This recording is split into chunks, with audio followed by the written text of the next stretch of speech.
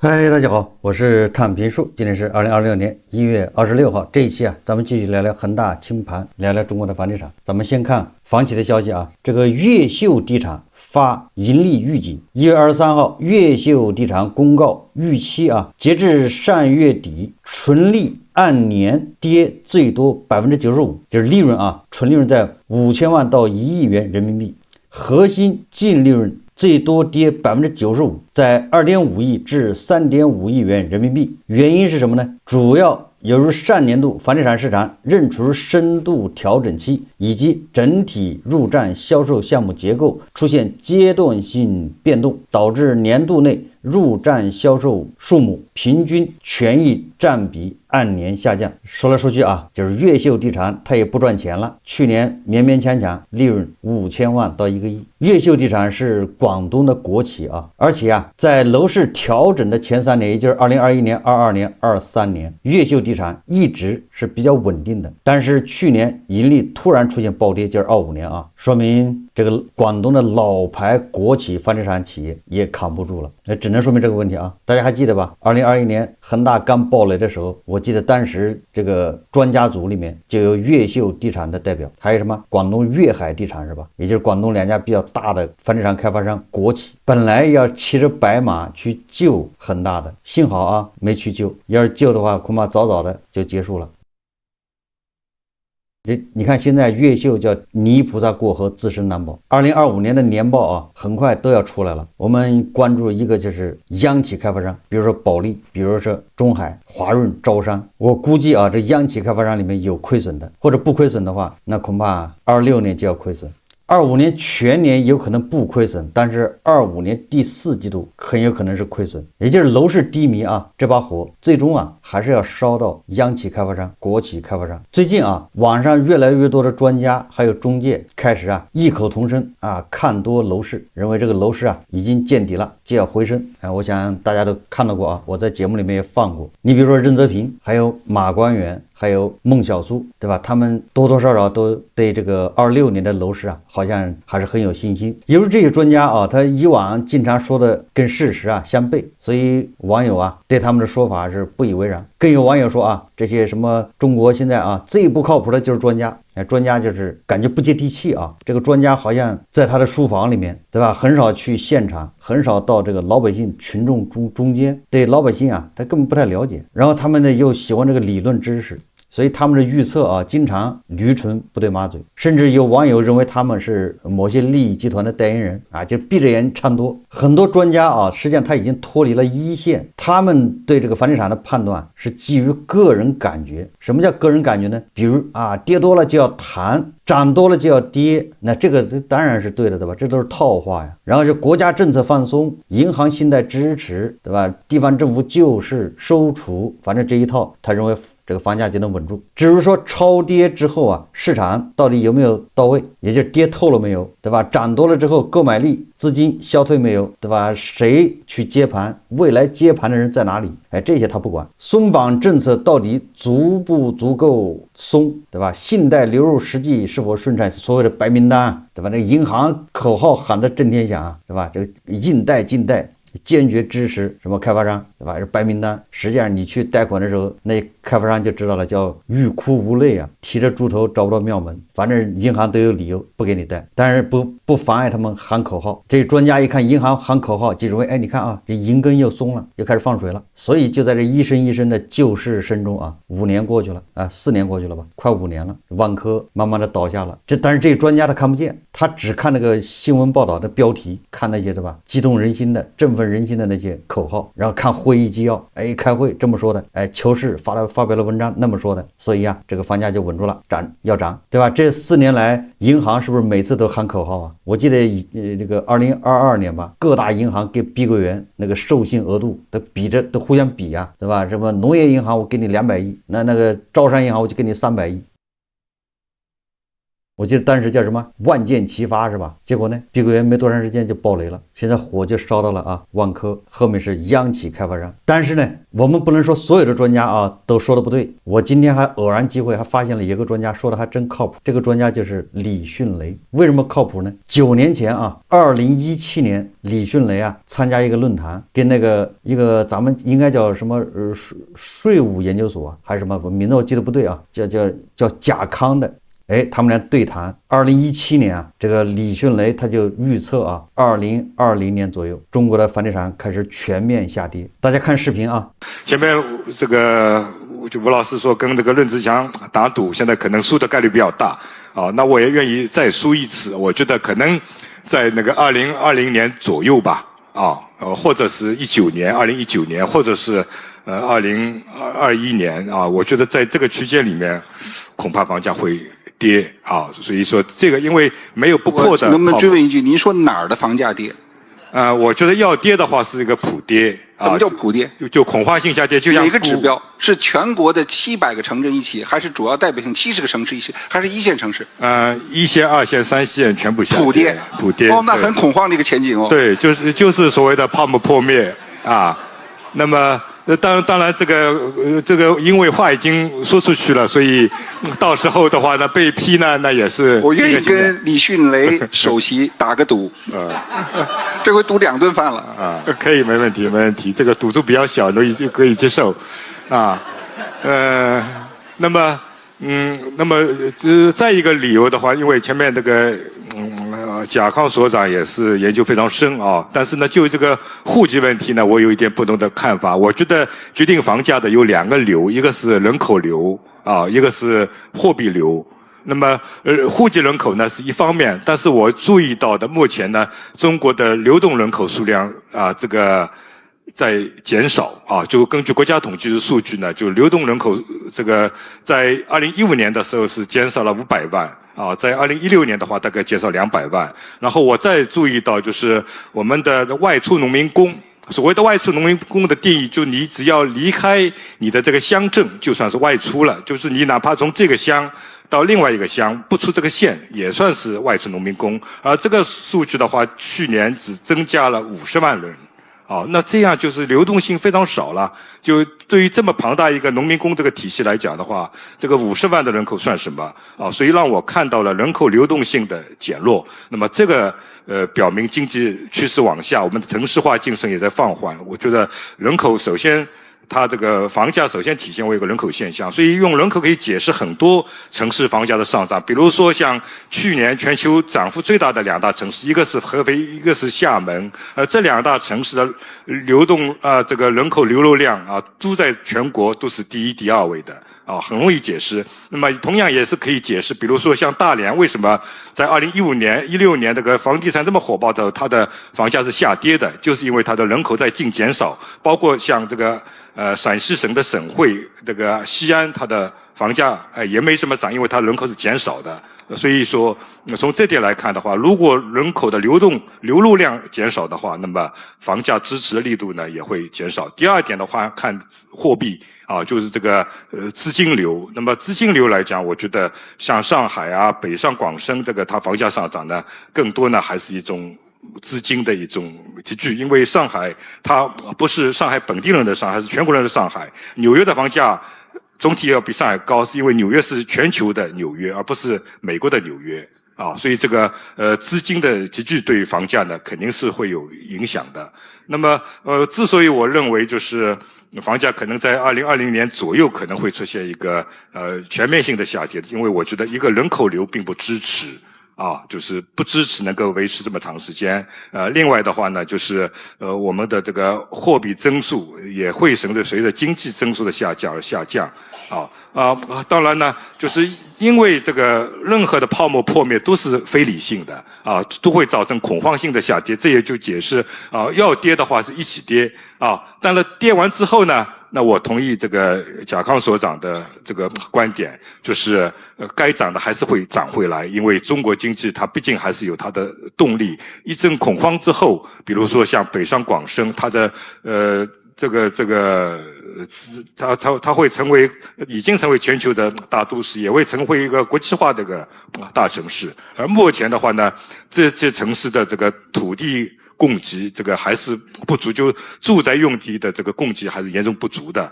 那么这个房价的这个差距没有拉开，比如说曼哈顿。是吧？它的房价就是比这个陆家嘴、比这个上海的核心地区要贵，是吧？这是正常的。但上海的市中心的房价跟郊区的房价，它差距很小，这是不正常。就曼哈顿跟新泽西，它的房价应该是差距比较大的，现在也这样。我们的话呢，这个差距没有拉大，所以我觉得这个就结构调整啊，肯定会延续全国的。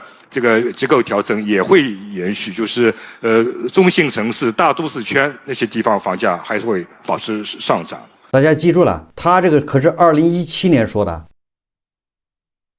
这个李顺雷啊，在这个节目里面啊，显得好像不是特别的自信，对吧？斩钉截铁的说就要跌，当然他预测的基本都对，比他预测的要更狠。实际情况这个跌幅比他说的要大得多。我想咱们目前房地产这个跌幅跌的时间长度，比如说已经跌了5年了，跌的幅度，对吧？你比如说北京、上海这一线城市都已经跌到了2016年了，这个幅度应该是超出了李顺雷的这个预测，对吧？李顺雷认为这个跌下去之后一线城市还会很快就回来，显然现在看不到。但是李顺雷在这个视频里面他讲的几个观点我是非常赞成的也就是他认为是这些原因导致了下跌。那我们只要反过来如果房价不跌了要涨，那这些原因、这些因素导致房价下跌的因素是不是要消除他预测到他说结构性问题。什么叫结构性问题呢？比如说上海，他说市中心的房价和外环外区别不大，那是2017年也就是那个差距没拉开，这个也不正常。你看美国纽约，对吧？和郊区那价格差几倍。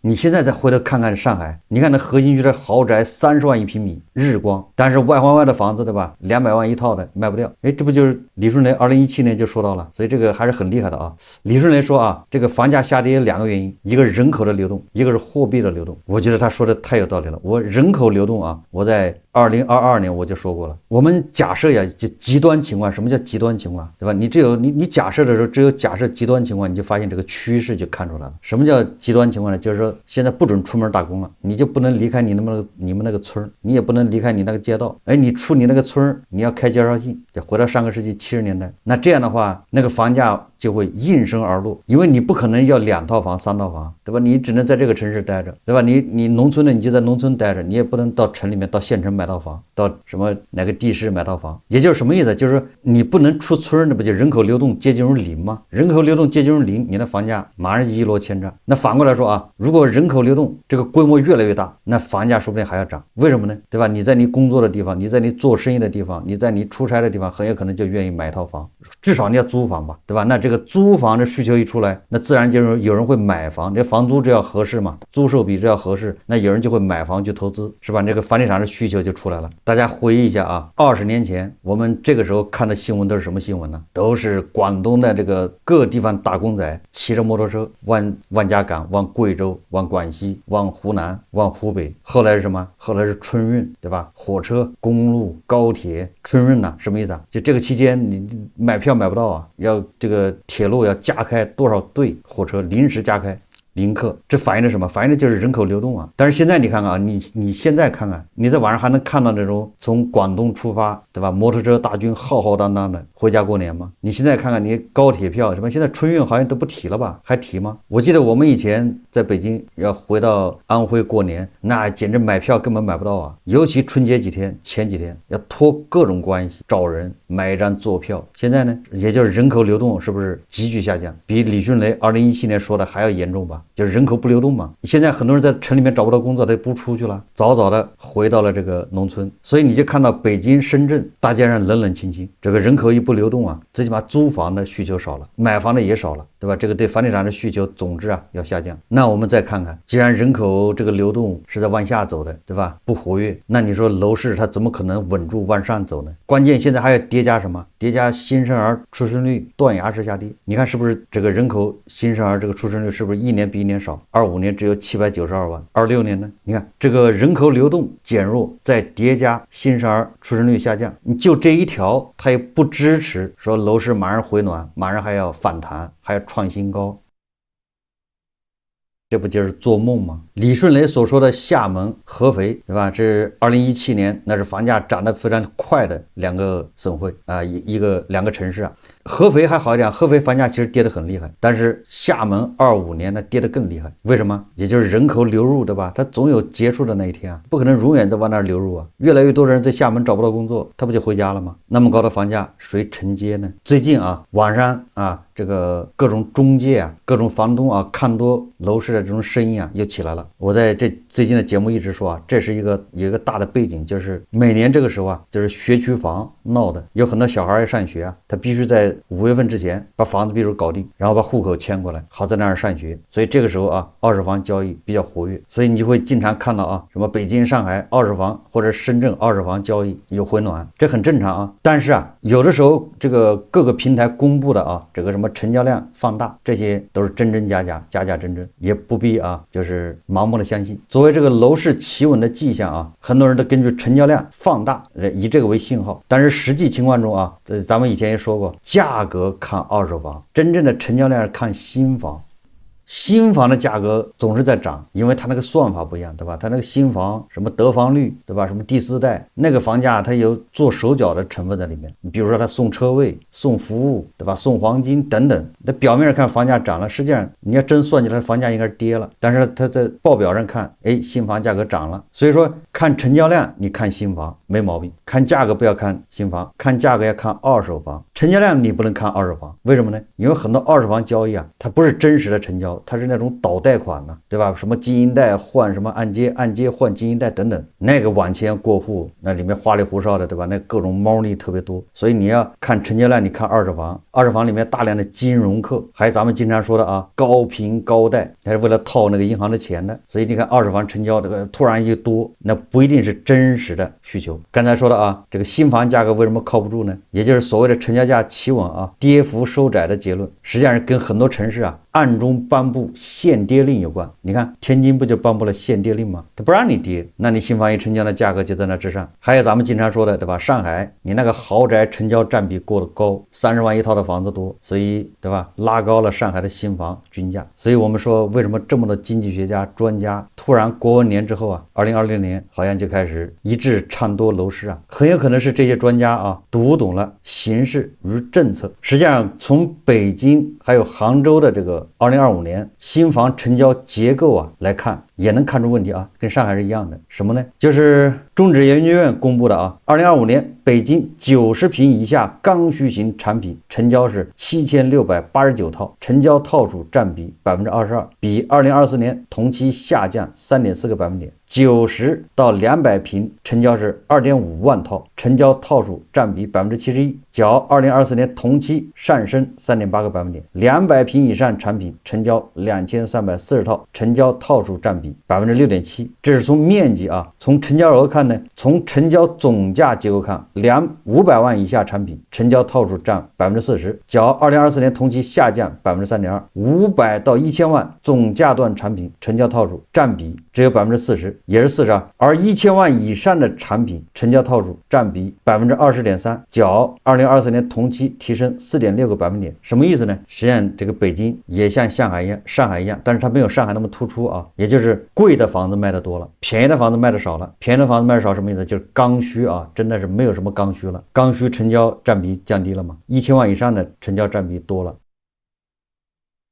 那就是有钱人还是有钱。现在北京、上海、杭州啊，就这么个趋势，就是有钱人还是有的，买豪宅、买贵的房子还是有，但是刚需是越来越少。中指研究院公布啊，杭州楼市也是一样啊，从成交总价结构看，400万以下产品成交套数占比55%，较2024年同期下降0.6个百分点。400万到800万产品成交套数占比32.4%，较2024年同期下降1.3个百分点。而800万以上的产品成交套数占比13%，较2024年同期提升1.9个百分点。所以说杭州、北京都一样，就是豪宅，就是贵的房子卖的多了，便宜的房子占比少了。所以说啊，就是没钱的人呢，现在不买房了，确实买不动，但是有钱人照样在买啊，就这么个结论呢。或许啊，从央行发布的这个数据里面也能看到一些苗头啊。央行发布一个住房报告，报告显示国内城镇居民自有住房比例达到了96%，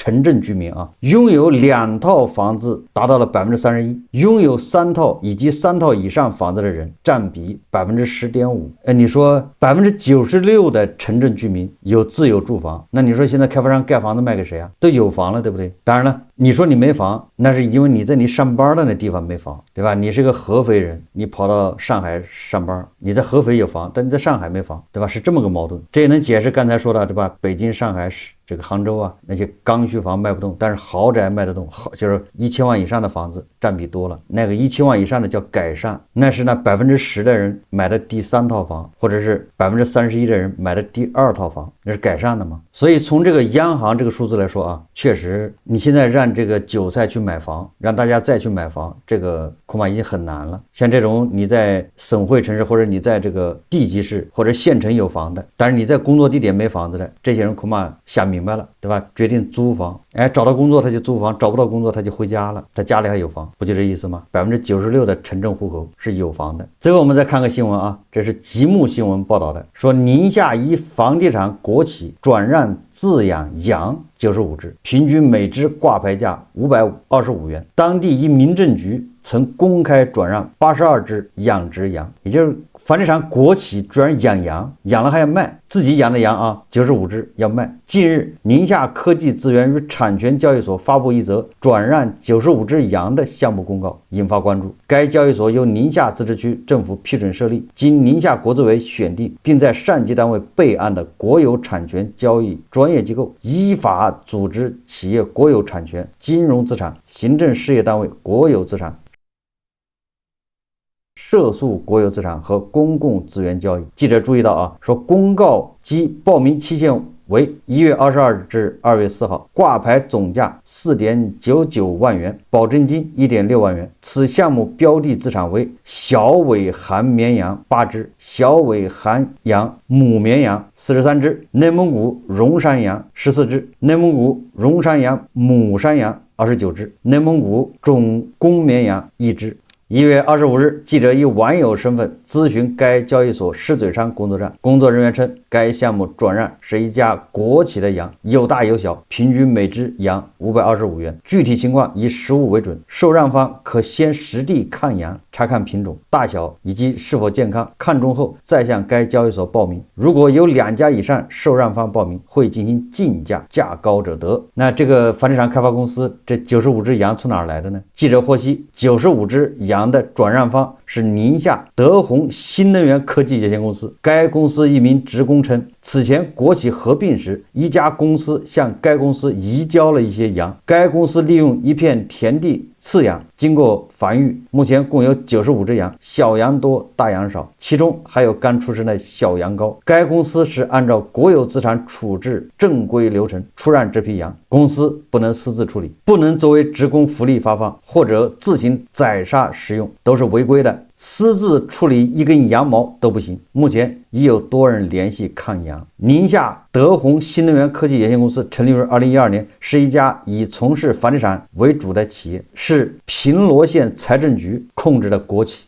不太好理解啊，房地产企业怎么养起了羊？我估计啊，这房地产企业圈的地啊，拿的地没钱开发，那地上荒着的，一大片一大片的，干脆整点羊在那放。土地本来用来开发的啊，估计没钱开发，开发了也卖不掉，干脆养羊吧。养了羊，但不能自己杀，对吧？这个国有资产，那只好去挂牌交易啊。这个房地产开发公司叫不务正业啊，因为它是罗平县财政局的国企，所以我就怀疑啊，这个什么宁夏德宏新能源材料拿了这块地，恐怕也是刷单用的，为政府解忧，把这块地拿到手了，再把这块地押给银行，对吧？把钱掏出来，那这地空着干什么呢？反正他们也不是真开发，你只好养羊放羊，这也是创收啊，这也是啊咱们房地产的一个侧面写照。我记得有媒体报道过啊，有的地方把那个烂尾楼啊一改造变成一个养猪场，对吧？有的地方把烂尾楼一改造变成车库，停那些新能源汽车卖不掉的。有的地方把这个烂尾楼一改造，对吧？变成这个微短剧啊拍摄基地。浙江有横店，对吧？这个电视剧基地，人家那儿搞一个数店影视基地，这都是尽量盘活啊这些闲置的土地和住宅楼，也是不得已而为之啊。好，这期节目啊咱们就聊到这里，感谢大家收看。如果喜欢我的节目，欢迎订阅转发，也可以在下方留言评论，谢谢大家。